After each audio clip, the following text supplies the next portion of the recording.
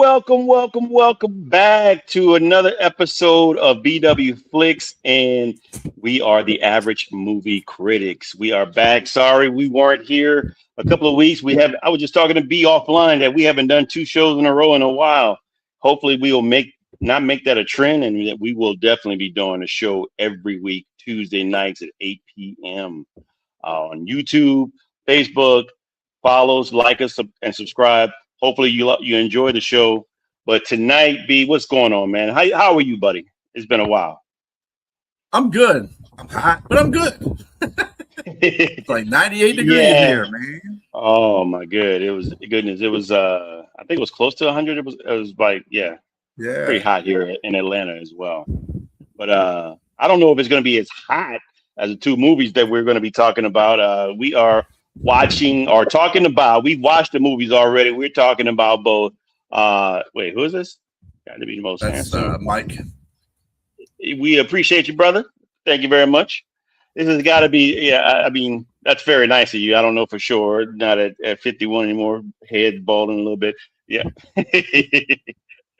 But, yeah, we will be talking about Days of Thunder, 1990, and we will also be talking about F1. Came out in 2025. Without further ado, let's start talking about Days of Thunder. My buddy, as you normally would, if you just give us some of the superlatives about that movie, and we will get started.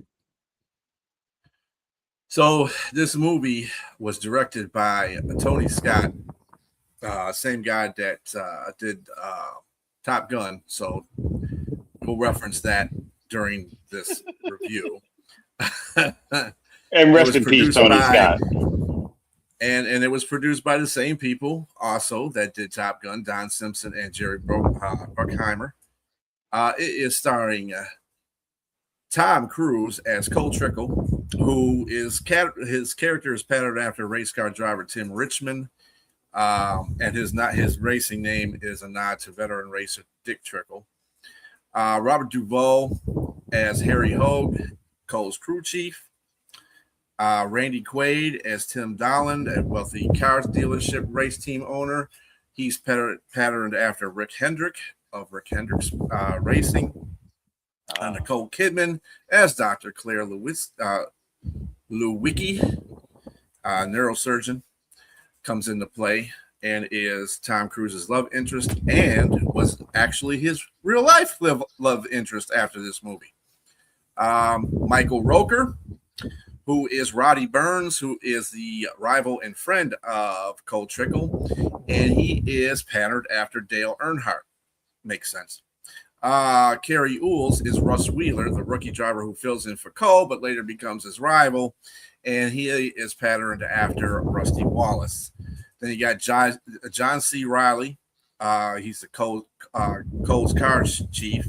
He's also in the Ricky Bobby Talladega Nights movie as well, but he is a actual racer in that movie. Fred Dalton Thompson, you would know him. He's Big John in this movie, but you know him as he plays in a lot of roles, like senator roles. I believe he is a senator. He was an ex-senator, by the way. He was, yes. And then you have the cameo roles with Richard Petty, Rusty Wallace, Neil Bonnet, and Harry Gant. Along with Benny Parsons and Ned Jarrett, who are ESPN announcers for the races. This cinematography is for Ward Russell. The music was by Hans Zimmer. The production company was Don Simpson, Jerry Bruckheimer Films, distributed by Paramount Pictures. Release date was June 27th, 1990. Running time was 107 minutes. Budget was $60 million, and it made at the box office $157.9 million. Cha-ching! Cha-ching! Right. Yeah, and twice amount. Yeah. Yeah, you mentioned a guy that I was introduced to when The Gladiator came out, Hans Zimmer. He did the soundtrack for that movie, and I have that actually. For those of you who don't know, who may be our young audience, that CDs did exist at one point. And what's up? I actually own that soundtrack. We collect CDs still in his home, and I have that soundtrack. And every now and then I might pull it out and listen to it, and it's still one of the best soundtracks. The Gladiator. It'd be another movie to for us to Mhm. rate too as well. That being said, we are talking about this movie you mentioned, 1990, long time ago. What would it be? 36 years ago? Yes, 36 years ago. This movie came out, and Tom 36 years Cruise. ago. Yeah, Yeah. 36 years. That's crazy that how far that time flies. Um, Cole Trickle is recruited by the car dealer tycoon you mentioned, Chevrolet dealer Tim Whalen, and he's an unproven NASCAR stock driver that he gets to join their team, and actually to drive against, like you said, his nemesis then turned friend, Rowdy Burns, and he also picks up Harry, the crew chief that retired, Harry Hogue. Is that how you say his last name? I believe you said ha- Yeah, Harry Harry. Hogue. Yep. Yeah, he retired under suspicious means because supposedly the guy that Buddy Brett Bretherton died in a car crash that may or may not have been the fault of Harry Hogue. And so while Cole, fast and arrogant, has a difficult time adjusting to driving a NASCAR stock car because he's never done it before. This is something new to him. Um, and he also has issues with communicating with his crew because he doesn't know much about the cars at all. He doesn't know much anything about cars except that he's gifted and with driving them. And so, with that being said, he takes Roddy Burns' car. He tests. He's super fast, so they hire him, and Harry agrees to come on. But again, they go through a few races. He crashes the car because he doesn't know much about the car.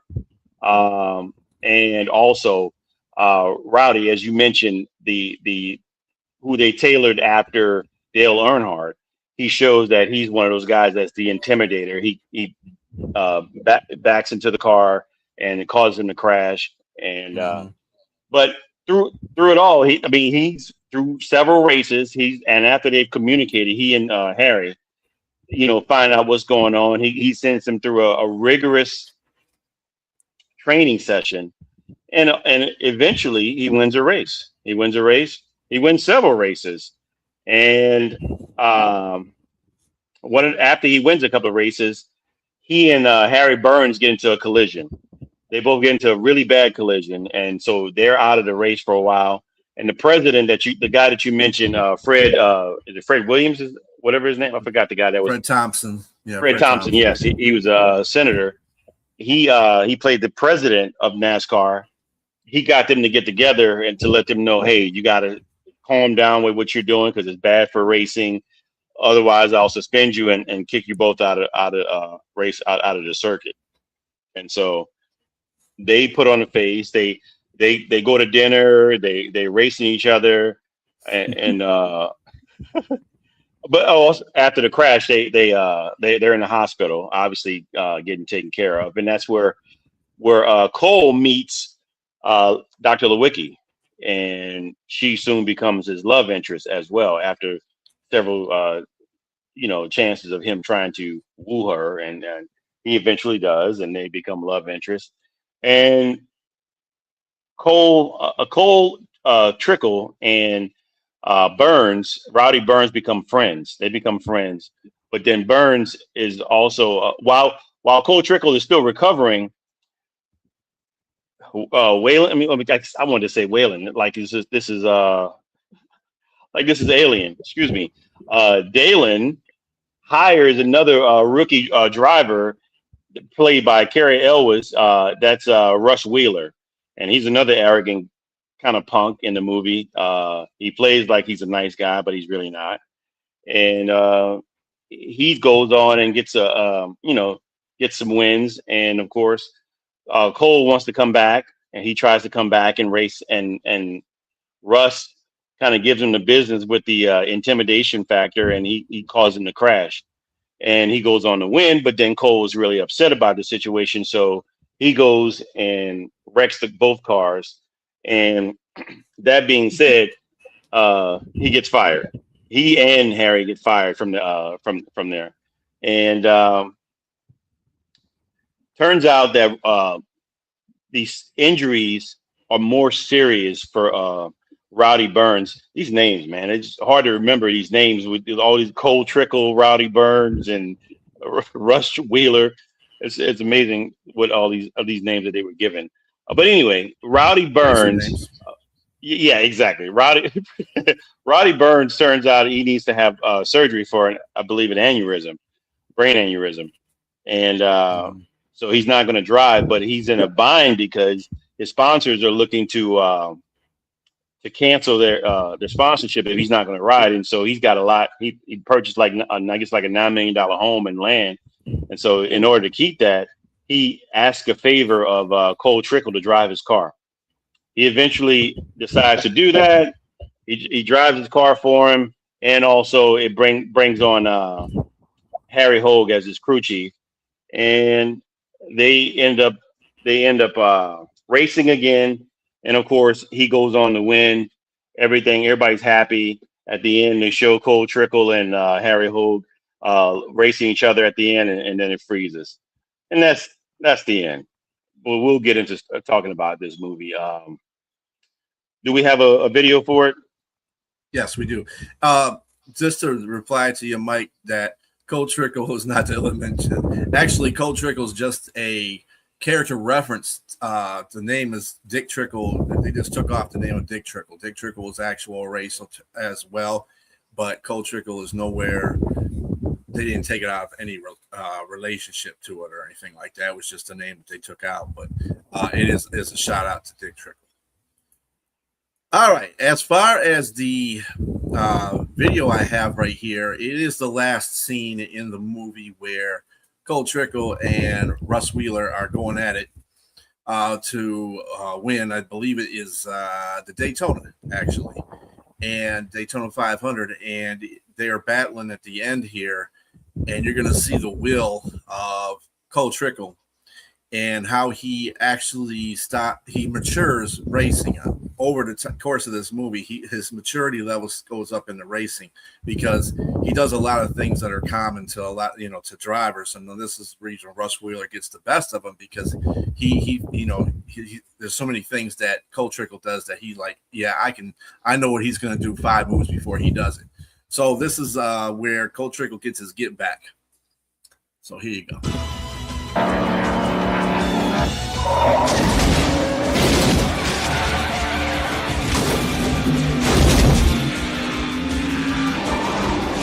Don't keep this up, Cole, please. Harry, this guy's going down.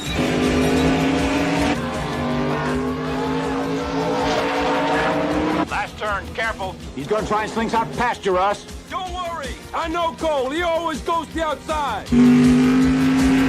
This one's for you, Harry. He's going high. He's going low. Son of a bitch!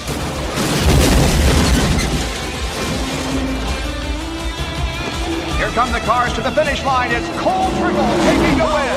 Go, go!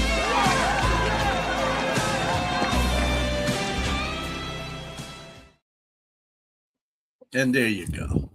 Right. Yeah. Cole Trickle, Daytona, Rub and paint. 500. Rub and paint. That was a good old Yes, days of sir. NASCAR. They're a little bit more restrictive now with their race car driving, but the one thing about this movie that's legit is the cars look beat up when they come in there. That's legit. Because I've watched Dale Earnhardt when he was racing. That car would be beat the F up. I mean, beat up. They'd be slamming into him. He'd be slamming into other cars. It's just when he comes in there, it's barely rolling, much less running. So, yeah, that's legitimate. There's a reason they called him the Intimidator, though. Yeah. Yeah. All right. That being said, man, look, how's the direction of this movie? Cinematography, editing.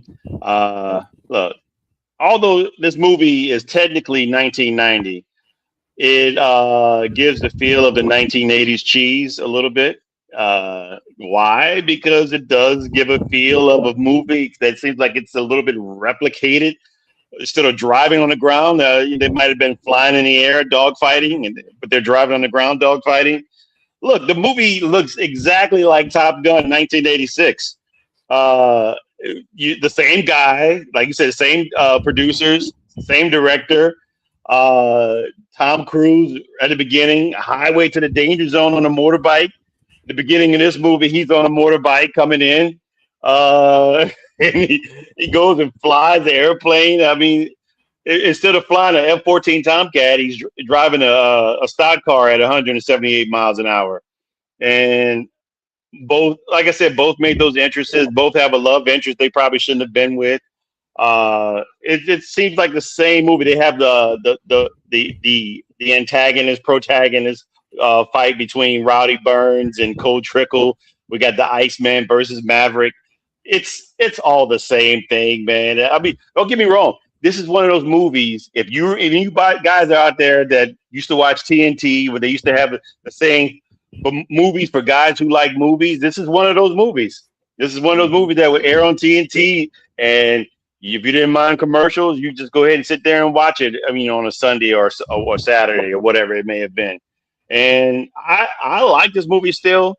If you can get past all of that the fact that it was almost a replica of another movie, like the same people made the same movie, just in a different genre, car racing instead of dogfighting in the military. What do you think? What do you think about the direction and editing? I mean, cinematography, I loved it. I loved the shaking of the camera when they're driving, gave a little bit of realism to it. Like you showed in that clip just there. Direction, it seemed to go as what you would think of this type of movie. I mean, there was no award-winning acting and different stuff like that. The editing was decent, but it was for me. That's what I got from the direction, theme, and editing and cinematography. Yeah, if you want to go fast, you got to learn how to go slow. That was what Harry said. Yeah, when he was talking to Cole about that whole situation. Yeah. One of his wisdoms. I think the movie was, it did have a lot of Top Gun versus Days of Thunder in it. Yeah, it was like everything on the air you did was on the ground. But at the same time, it really gave. This was really in the NASCAR's heyday too, between the 90s and the 2000s, early 80s, when NASCAR was at its point level where people actually watched it on TV and there was a lot of fans. I know I was one of them. I followed Dale Earnhardt until the time of his death in 2001 on that particular, I believe it was that particular track too, Daytona 500. He lost his life on that track. And what was it, Talladega? I think it was Talladega. But anyway, it goes to show you how that has changed over the years since then too, because now everything is restricted. There's stages, and it's kind of getting like, man, nobody wants to watch it. They said people barely wanted to watch it in the 80s and the 90s. Now they really don't want to watch it because you done changed the whole sport around. It's kind of like how they do in basketball. Everything is changing in this century. I don't know what's going on with the whole sports thing, but again, this was pretty good as a movie as far as replica of what happens in NASCAR. I mean, I'm not saying that their faces get all gritty like that. I'm trying to figure out where all that dirt was coming from. So many dirty faces coming out of a race car in my entire life. But the bumping of the cars, the rubbing of the paint, the slamming them into the wall, bumping the bumpers, they do that even now at a lesser pace, but they still do it now. So it was true to form as far as that was concerned. Awesome. Yeah, I really enjoyed most of that. Like I said, I knew I saw that movie before. That's like a cliche that people say, I've seen this movie before. Literally, we've seen this movie before. Watching Duvall was one of the best characters. Duvall is one of the best character actors. Period. Right. And I loved his part. He's one of my favorite movies, which you probably will review at some point, is The Apostle, when he plays the Apostle. Have you ever seen that? Oh, yeah. I don't want to say whether it's great or not, but again, I just kind of alluded to one of my favorites, so it must be pretty good. That being said, he's one of my favorite actors. But speaking of actors, how was the cast? This movie was set as, like I said, for guys who like movies. There was not great acting. There was no great, there were some one-isms, lines, and wisdom-isms, but whether or not there was a great story here, it was okay. It was a good story. It wasn't a great story. It was good enough. I think it was good enough for what you wanted to see. This movie's about racing. It's like Top Gun. You said some corny. I feel the need for speed. That's the cheesy lines and stuff like that. Hanging out with the boys or out there playing volleyball, that kind of stuff. This is kind of the same thing. I mean, and to me, I think there was good chemistry. I like the chemistry between Michael Rooker and Tom Cruise. Tom Cruise kind of plays the same guy no matter what he does in every movie, but it seems to work in no matter what he does. I mean, it's always a blockbuster hit. Again, Harry Hogue. I love Robert Duvall's character with him, and I think the chemistry between him and Tom Cruise was really good. You had ancillary characters such as Randy Quaid's Dalen. He was decent. I thought it was okay. He played I guess I don't think he was much of as a tycoon. He didn't give me the tycoonish character. I didn't. Randy Quaid. Well, he was a salesperson of a car dealership. So yes, exactly. Right, exactly. Used car dealership. Right. Yeah. Or yeah, he didn't give me like the guy that was like when he fired. I didn't believe that he fired Cole Trickle. It just didn't seem like, especially when he ended up investing more in him again when he paid for the engine for his new car. That being said, Nicole Kidman's character was decent. It was okay. I mean, it wasn't, the acting was okay. I thought the acting was okay, but what made the movie was the one-liners and the racing of the car, and I think it served its purpose in that regard. What do you think, my man? Yeah, I think the chemistry was good as far as the actors and the actresses go in a movie. Yeah, and you're right. The acting wasn't the greatest. You had some newcomers on there as well. That was one of Riley's, one of his first of his many movies that he started doing. He was a youngster then. He really didn't have an avid role in parts of the stuff that he was in, wasn't he? Nicole Kidman, I think, was the smartest of the actors in this group. She had some lines that were really, she did Nicole Kidman stuff. Nicole Kidman is a very good actress and right, very underrated actress. I think people don't understand. And she was kind of like the buffer between the rah-rah guys, the muscle heads. She was the woman that came in there and kind of calmed things down. So, the fact that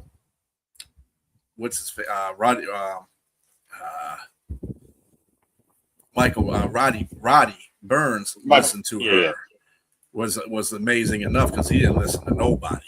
He wasn't even listening to Cole. So, so he was stubborn. He was real stubborn. But when Nicole Kidman's character came in there and calmed him down and told him when he realized what was going on with him, he couldn't do anything about it because if he did, he'd die. So it was either fix that and get it better and relax and retire, or die. So it was a common thing. I think the chemistry was great in there. I think the racing was good. I think the cinematography with the racing was great. Other than that,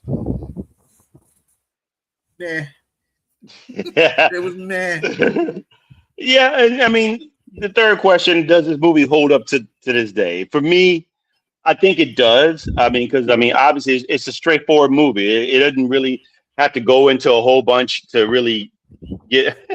It doesn't really have to go into a whole bunch. I know where that's coming from. It doesn't really have to go into a whole bunch to really explain this type of movie. It's straight at you, straightforward. You know what it's about. You know what the type of people that are in there. I mean, like the scene with the police officer stopping the truck, pulling the truck over, and they pull the prank on Cole Trickle with the lady cop. I mean, that makes sense in this type of arena. That probably something crazy would happen like that. And to me, this holds up to today because again, it's simple. It's simple minded. It doesn't take easy does it. It doesn't take much a rocket scientist or a neurosurgeon to figure out what this movie's about and where it's going and where it ends. So for me, I thought it was middle of the road. I thought it was middle of the road. I'll let you go with this afterwards, and after I say I'm going to give you my buckets of popcorn. I'm going to say three buckets of popcorn in this regard, and then you go ahead and give me what you think about does this movie hold up or not. For me, the movie is you just said it. Really, it's simple. It's straightforward. It's an action movie. You can sit there and not have to, like, if you got up and went to the bathroom, you still and came back, you'd still be in the movie because there's really not much of anything you had to follow directly. So it's kind of like, it's a man's movie. I'm sorry, I'm not trying to call us dumb or anything like that, but we have direct vision. We're not somebody that can do different things at different times. We're just watching a movie. You just want to watch the movie. I don't need to be looking at 6 different things to watch a movie. I just want to watch the movie, and that's what this movie does to you too. Follow the bouncing ball. Right, follow the bouncing ball kind of thing. With me, 3 was a lot. I gave it a 2 only because I gave it a 2 because I just felt like this. The plot was just, simple. I think the characters and made the chemistry and the whole cinematography thing, but yeah, it was too copycatish off of Top Gun. Like I said, I like the authenticity of the NASCAR racing because that's what actually was going on at that time with drivers. They were banging and rubbing paint and putting each other against the wall and all that stuff. So I gave it 2 because I mean, I was close to being on the fence of that because of the copycat part of it. Exactly. It's a fun movie. Spot on. Yep. It's just a testosterone rush for a dude. Exactly. Right. Exactly. But it is what it is. And will I be watching this movie again? Probably in another 25 years. So let's move on. All right. Our second movie is F1, the movie. Came out in 2025, and B, go ahead and give us some superlatives on that. The popcorn deserves 1 bucket of popcorn and action. The racing deserves. Yeah, Duvall was. I mean, I think Tom Cruise did a pretty good job in that movie too. I mean, he had to be the main character, and I think Nicole Kidman probably just brought everybody together. But yeah. Anyway, F1. Not according to Liz, though. Right. Yeah, Nicole Kidman, she gets no buckets of popcorn. With Liz there. F1, directed by Joseph Kosinski. The production was Jerry Bruckheimer. How about that? Interesting. Brad Pitt was also in this production too. It was starring Brad Pitt as Sonny Hayes. 1990s Formula One driver who returns to F1 with the APXGP. And the APXGP is kind of like the John Player special racing team back in the 90s. If anybody that's not familiar with that, they were real famous because they had one of those most iconic F1 cars back in the day. Damson Idris as Joshua Pierce, which is a teammate of Sonny's, but also is kind of a rival because he's a hotshot rookie and he kind of sees Brad Pitt as the old dude. And he's like, dude, you don't even know anything about F1 racing nowadays, Other people in this movie, Carrie Condon, she plays the love interest of, I guess you call it love interest of Brad Pitt's Sonny Hayes. She is the technical director, and she's the one that helped shape the race car the way Brad Pitt needs to be shaped for the race. So they get together and get that done. Javier Bardem, of course, everybody knows Javier Bardem. He's the friend of Sonny, former Lotus teammate, and he is also the team owner of APXGP. Other people in this movie that you'll probably know, one of them is Shea Wiggum. Shea Wiggum was in Boardwalk Empire. He's been in True Detective, Fargo, Silver Linings Playbook, Wolf of Wall Street. He's been in a lot of movies as well, so you'll know him. He was in the beginning of the movie as the owner of Chip Hart Racing from Sonny does it 24 hours of Daytona there, and Shea Wiggum is his boss. Let's see. Here we go. Music was by, guess what? It was by Hans Zimmer. It's kind of correlation from Days of Thunder, isn't it? We're getting a little bit in there. A little bit in there. And the production companies were Warner Bros. Pictures, Apple Studios, Jerry Bruckheimer Films, Plan B Entertainment, Monolith Pictures, no longer in existence, Dawn Apollo Films, no longer in existence. Distributed by Apple Original Films and Warner Brothers Pictures. Release date was June 16th to 2025. Released June 27, 2025 in the rest of the United States. That June 16th was opened in Radio City. Running time is 155 minutes. Budget. Check this budget out. Now remember we said it was $60 million for Days of Thunder. $200 to $300 million for the budget in this movie. Box office made $634.1 million coming back. So it was like 2 times to 3 times the amount that they made, they budgeted for. So that's pretty good. Kind of did the same thing that Days of Thunder did. Days of Thunder actually doubled a little bit over, and this one did 2 to 3 times better. So interesting. Yeah, to say the least. Look, let me say the actor that played Jay Pierce deserves to have a bigger and better role in the future. He was amazing. Yes.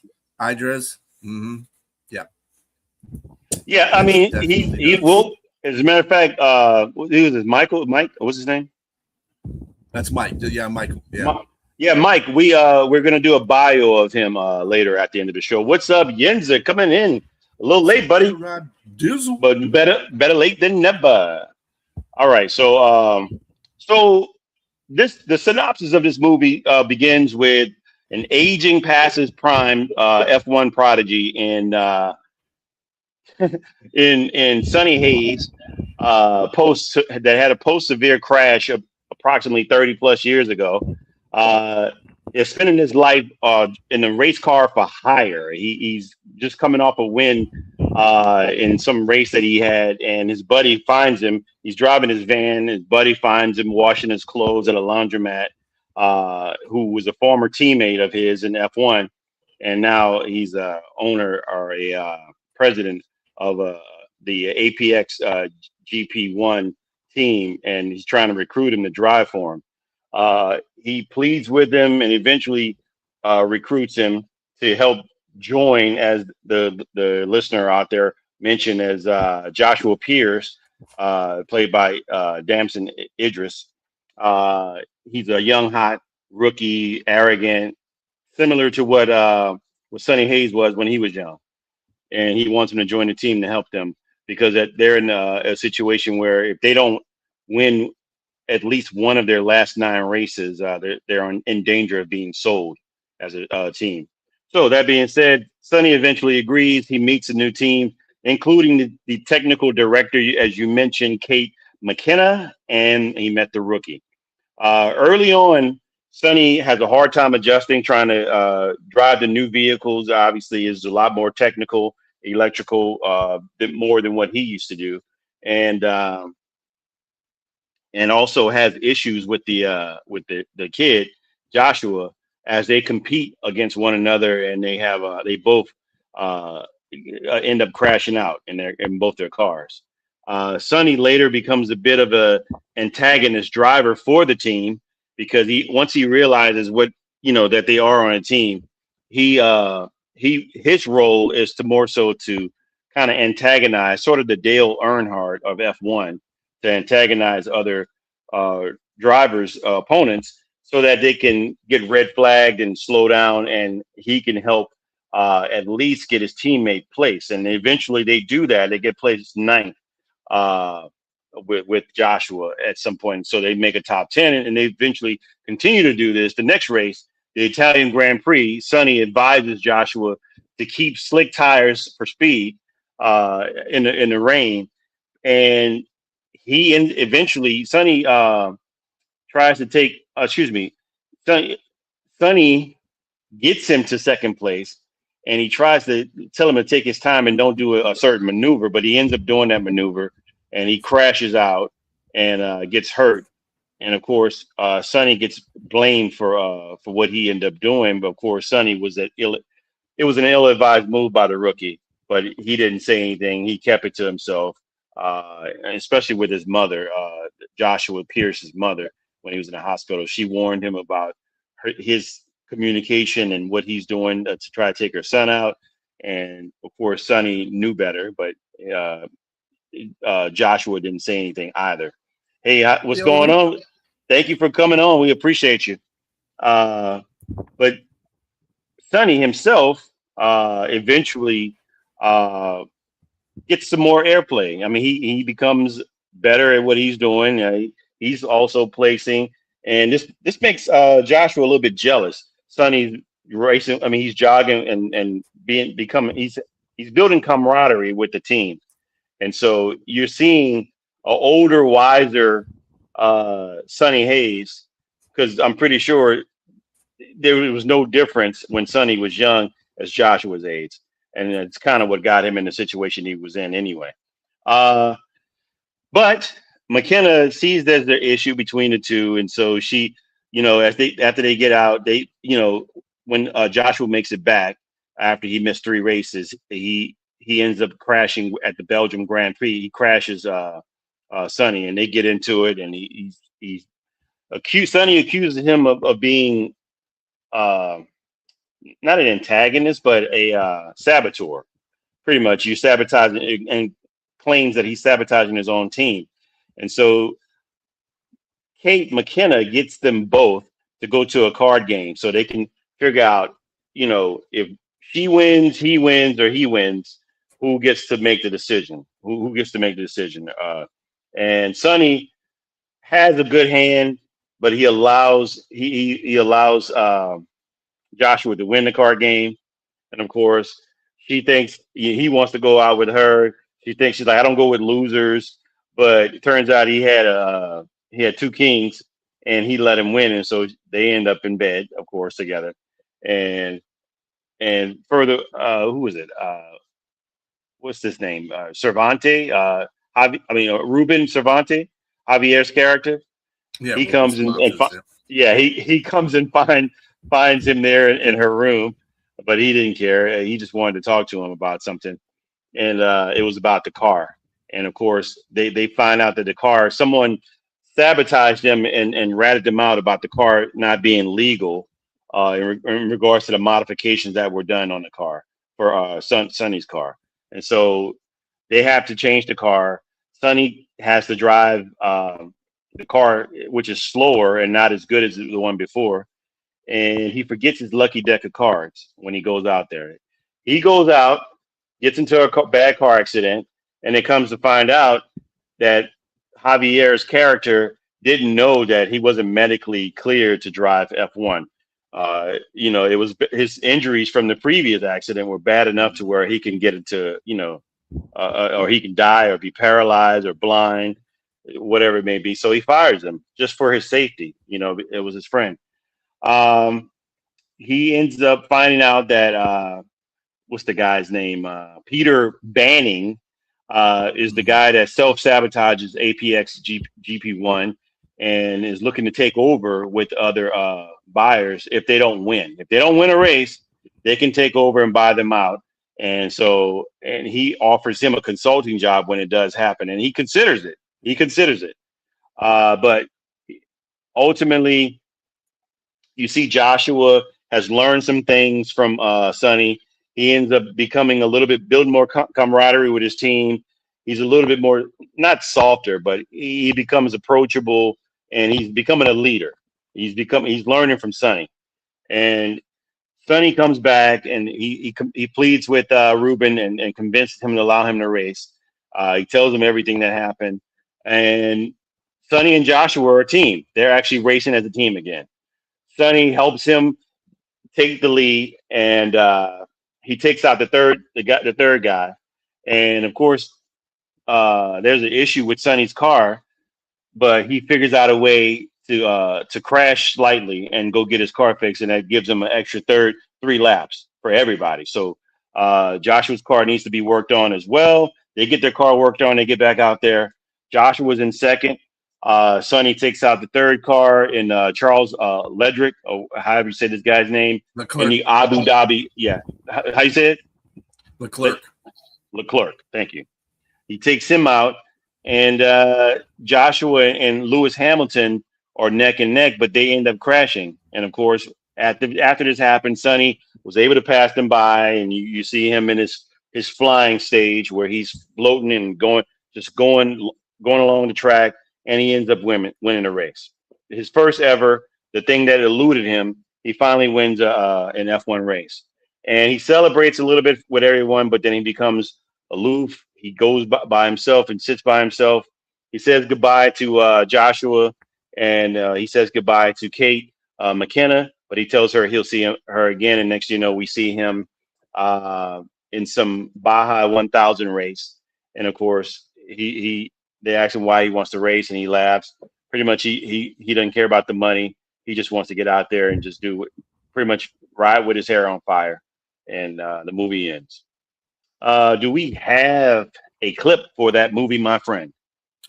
Yes, as a matter of fact, we do. And it is that aforementioned scene at the Abu Dhabi race where he is in first place and he's getting ready to win his race. And it's just a moment where he said during the movie that his piece is just being able to just turn off all the sound and just glide to the checkered flag and just like he's flying and stuff like that. Well, this is part of that whole interesting ending here. And yes, here it goes. What's happening? He's flying.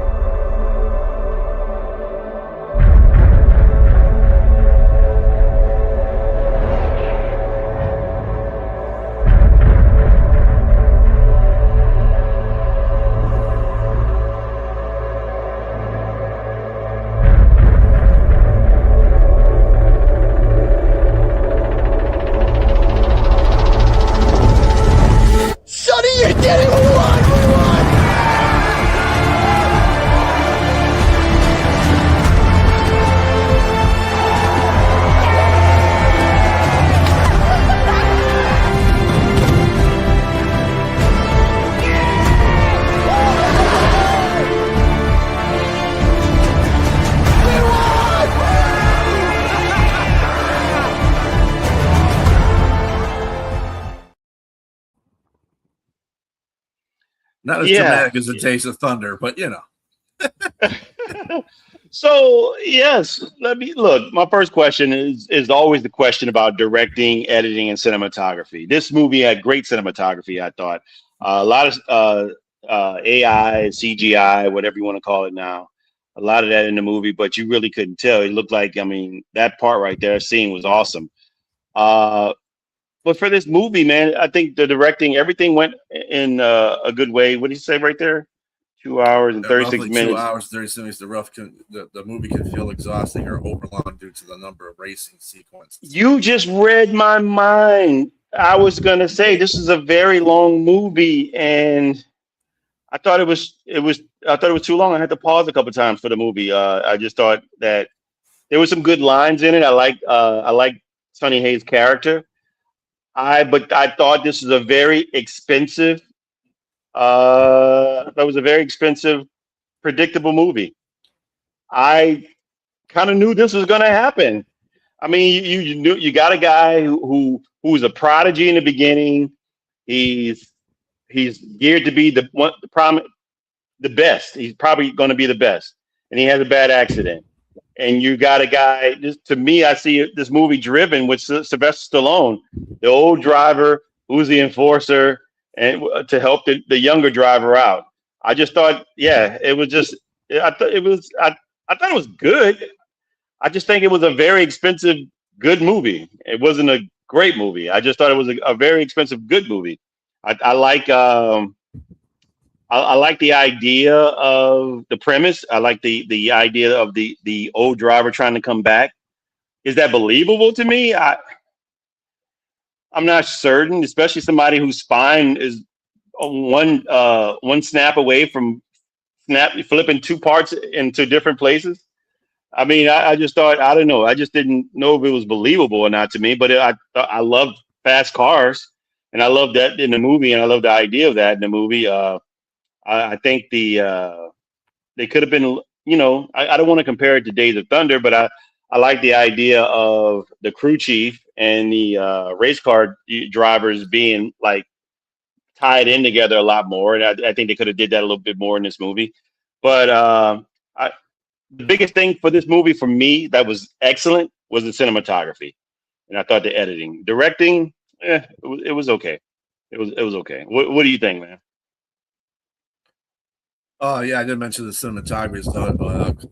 Claudio Miranda, who did the cinematography for that movie. I thought this was I mean, you're right. The plot again. You want to keep the movie interesting enough to keep people's attention, okay? And people meeting guys. Guys aren't going to want to look at all the plots and all the, they aren't going to look at, how many plots you can put into the movie and try to follow each plot. There was cut and dry plots in this movie. Old F1 racer who couldn't make it back in the 90s, had a horrific accident, turned to drinking and booze and gambling, and sobered up himself enough to go back out there and just race for the fun of racing. Not for money, but just for the fun of racing. Dude lived out of a van. Come on. And then on top of that, then he comes back because his old racing partner or rival, whatever the case may be, wants him to come back, knows he's a good driver, needs to show. He brought him there to be a mentor to Joshua. And JP didn't understand that, or he was kind of stubborn too because he's a rookie, and those things happen. He didn't really understand. Oh, this is old guy trying to tell me all kinds of stuff. I'm one of the best racers out here, and I'm a rookie. So what are you going to say about? But and Brad went through. I mean, Sonny went through his stages as well, being back in the F1. He wasn't a team player. He's never been a team player, and that's something he had to learn as well. And the whole thing came down. What was funny, that whole exchange you saw when he came back, when JP came back, and they both wrecked, and he's up there trying to pose for the cameras, and Sonny just went ape on him, like, hey, dude, what the? Hey, you're sabotaging the race team. You're not sabotaging yourself. You're sabotaging everybody that's done hard work here. And it's funny from him coming to say that because you felt that he was doing that at the beginning too, not necessarily on purpose, but he was trying to show JP, hey, dude, this is, I'm trying to show you different things. So because you are a great racer. And he told him that in this movie. He said, you're a great racer and could be one of the best racers out here, but you're not focusing in on what you need to be focusing in on. That's what I'm here for, to teach you to do that.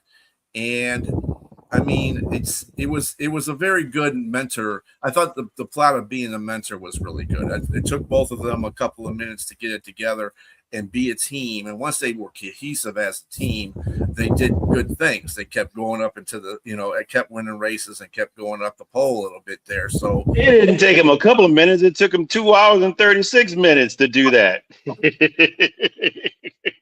it was a very good movie. I loved JP's mom because there's some old guy that they brought on here, and she comes out there and sees his picture. It's like, that's a handsome guy. He's there like, hey, he look like what?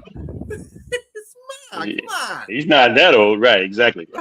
I thought that I think they try to do, like you mentioned earlier, that they try to keep it straight, like for guys who like movies.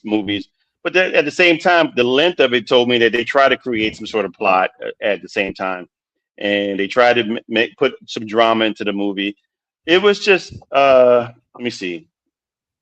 What, So the van was an oasis. That's a true point there, Mike. He was a didn't have no regrets, no problems, no obstacles, just living in and out of the van, throwing up deuces. Yep, exactly. That's what his whole premise was before he got back into F1.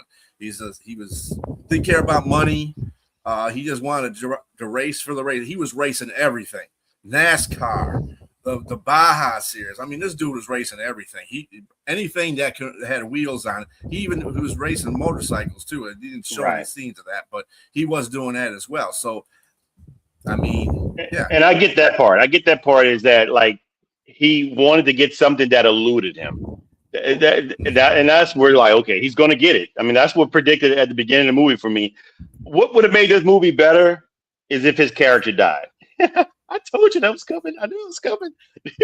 What would have made this better is if the character died some sort of way. It's like, to me, and like it cliched and became predictable when he won the race. And I knew that was going to happen. It was expected. It didn't happen for him. He got hurt. He found a way to get back to that race, and that eluded him, and he made it back. But I mean, was there good chemistry? I thought Brad Pitt and Damson did well together to be kind of antagonist, protagonist, and switch back and forth on those roles. I thought they were good. I thought to me that was the best relationship in the movie. I wasn't too good. I didn't like the Kate's character, Carrie's character, and Kate. It was okay. They could have did more with her. I think they could have a lot. I don't think it was her. Her acting was good. I think the character though itself could have been a little bit more into it. And I just think that they they were on to something with her being the technical director, and they could have elaborated a little bit more. I think she, you saw the human side of her, and she let her guard down and got with the race car driver. Javier's character was okay. For these guys to be like such great actors, I was expecting a little bit more out of his character to give more into that. And it wasn't Javier's fault. I think it was just that his character didn't have a lot of role into the movie. But well, I mean, what do you think about the actors and their chemistry? I think the chemistry was there between Brad Pitt and Idris and Javier. Exactly. I think all of them got together. And I think it kind of near the middle of the movie, so was Carrie's I got to stop right there. This Rocky thing, look, when you see the first Rocky movie, you don't know he's going to win. And as a matter of fact, he doesn't win. It doesn't win the movie. So, I mean, I hate to burst your bubble in that movie. The Rocky movies, sure, he wins 2 and 3. You don't know I didn't think he was going to win 2 either. But I mean, against and he doesn't win initially against what's his name, Clubber Lang in 3. But and what makes it better is that when he wins against Ivan Drago, he wins, but he doesn't win. I mean, when it goes to 5, he loses everything. You know what I mean? Oh, yeah. You said he lost in the first movie. Okay, well, yes, but I mean, you're comparing apples to oranges. I mean, so we're talking about the first movie, right? The first movie. I mean, there's only one F1 movie here. There's not like sequels. We're not talking about sequels. We're talking about 1 versus 1. So I would say, yeah. I mean, it was predictable. The first movie for Rocky was not predictable. It was the Oscar winner. I mean, it's really hard to compare those. So I would say that this movie, it was good. It was good. I'm not going to take away from it, but it was predictable. But that being said, I know we don't have a lot of time here. For me, would this movie hold up in another 5 or 10 years? Yeah, I think it will hold up. But I mean, I think it's a very expensive movie that seems like it was just a good movie. It wasn't great to me. I think it was a very expensive movie. It was good, and I give it three. I give it 3 buckets of popcorn. Ooh, $3. Look at you. All right. 3 buckets of popcorn. I will also probably give it 3 buckets of popcorn too. I think the thing about the character, Carrie's character, Kate, the hidden agenda behind that whole situation with her story is the fact that she was a woman, basically in a male-dominated role as far as the technicals so she was trying to make it in there where women haven't made it in there before, in racing. So she was working at an aeronautical firm before she got picked up by the race team. And they said, "Hey, you want to do this? You look like you know what you're doing." Blah blah blah. And she is very focused on her work. She's willing to accept changes as well. So that's okay, Liz. I got you. Don't worry about that. Anyway.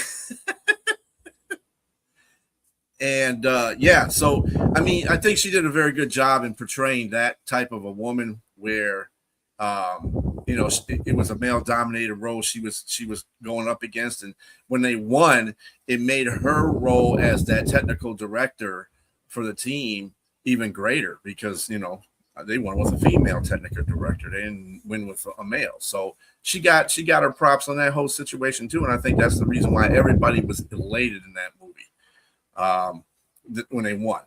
So yeah, I mean, I'm gonna go ahead and give it. I'm gonna go ahead and give it 3 box of popcorn too. It was great, but it wasn't that great. I think they could probably, with that budget, they probably could have done a lot better job. I think the plot could have been a lot better and not as predictable. Hell, let JP win, the race. He was the rookie. Right. What I'm Right. saying? Do we have time to go over a little bit just to give Damson his credit? Yeah, we don't have Yeah. anybody after, do we? No, we're good. Yeah. Let's just go a little bit on this one. I want to give him his credit. So, ladies and gentlemen, our bio is on Damson Idris, the rookie prodigy in the movie. Damson was born September 2nd, 1991, a year after Days of Thunder. He's 34, and he's a British actor. For those of you who do not know or did not know, he was a star in the series by John Singleton, Snowfall, that came on Hulu or FX, excuse me. If you're familiar with that show, it's a great series. It came out in 2018 or 2017, 2018, one of those years, and excellent series about the 80s crack epidemic, and he was a big time drug dealer in that time in the 80s. He was born in Peckham, Southeast London, Nigerian-born family of Yoruba descent, and he's the youngest of 6 children. He played soccer and rugby when he was young. He studied at Brunel University in London. He completed his BA in theater, film, and TV studies. He also continued training at Identity School of Acting in London. He eventually began 3 movies, Miranda, small parts in Miranda 2013, Doctors in 2015, and Casualty in 2015. But again, his breakout role was in 2017, I believe, as Franklin Saint in the series Snowfall. If you have not seen that, if you want to get a little bit more glimpse of who Damson Idris is, you should watch that series. It's an excellent series. And at the beginning, that was my first introduction to him, and I did not know he was British until he began to talk off air. He gives you a great performance. His first film role was City of Tiny Lights in 2016, a British thriller. First American role in a movie was Megan Levy with Kate Mara, and he was an FBI agent. If you've seen The Commuter with Liam Neeson, very good movie, and he was an FBI agent in that in 2018. He also played in Farming. It was a biopic, a semi-autographical biopic of I forgot the African guy's name. He's an actor, but he portrayed him, and he won a Best Actor award in a British film at the Edinburgh Film Festival. He also played in the second episode of the 5th season of Black Mirror, a series on Netflix as well. 2021, he was in a Netflix sci-fi action film called Outside the Wire. 2023, he became a brand name ambassador for both Tommy Hilfiger and Prada. So my man is out here doing it, getting this thing going. In 2025, of course, he was the rookie driver in F1, the movie. And his next movie is coming out, will be Children of Blood and Bone, coming out in 2027. Great actress, and that's Damson Idris. You got anything you want to say about him? Yeah, he's also on and off again with Lori Harvey, who is the daughter of Steve Harvey. They just broke up in April, so they go through these phases where they're breaking up and going back together and breaking up and getting back together. I think they're going to get married, because once you do that so many times with each other, that's going to magically probably happen. But she's got a pattern of breaking up and getting back together with multiple guys. No, not to put that out there in a negative way, but I'm just saying, maybe not. He was also, I guess you could say, he was honored for the fact that he got to shake Queen Elizabeth's hand before she passed away. So that's probably, being an English person, that's probably one of their, no matter who it is, a big honor, right? Exactly. It's a big honor. So that was another thing that was on his resume too. I guess if you can say, I shook the Queen's hand, whatever. But yeah, so that was a couple things about James. Yeah, he's an up and coming actor. Look for him. Yes, I gotta look at the Snowfall series. I do. Absolutely. And I will say thank you all for joining us. Our next week we come back and watch us with us. Excuse me, I don't have any words right now. Come back and join us. If you're out there watching, if you enjoyed the show, please watch us on YouTube, like, subscribe, and share with your friends. Thank you very much, Elizabeth. Our next movies are going to be Major League and 8 Man Out. This is baseball season, and so we want to pay homage to baseball, and with 2 great movies. I'm not going to give you my ranking on it, but I will say that both movies are great. And the bio would be of James Gammon of Major League. So again, if you're out there, thank you for watching our show. We appreciate you. We've been going since, when did we start, man? In February, March. I think it was March, right? March, yeah. We started in March, and we're going strong right now. And again, just continue to hang in with us, and we will try to bring you great content. And if you got any questions, please, or movie you want to review, you can either put in the comments during the show, or you can email us, which nobody seems to like to email anymore, bwflix2026@gmail.com. Again, just if you got a movie that you want us to review, leave it in the comments, because it seems like nobody's emailing. Just leave it in the comments, and we'll try to get that done for you. But again, the next movie will be Major League and 8 Men Out, and the bio will be James Gammon. And we will see you next Tuesday at 8 p.m. I hope you all have a good rest of your week, and see you next week. Have a great night. Peace.